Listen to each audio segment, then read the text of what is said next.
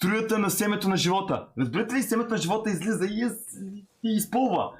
Обаче, както чувствам едно такова прекрасно чувство, ще свършвам в Камил, изведнъж се събуждам и усещам някакво чувство, се едно се напикавам, разбирате ли?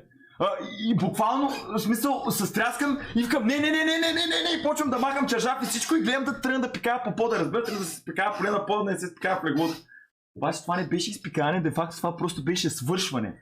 Аз свърших в съня си и в реалния живот и гащите ми станаха целите в желе, целите са напълни ги с белина някаква такава и желирана белина и се намокриха.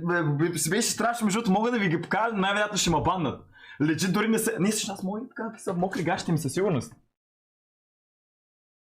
Аз им хвалих за пране. Захвърлили съм. Не, вижте.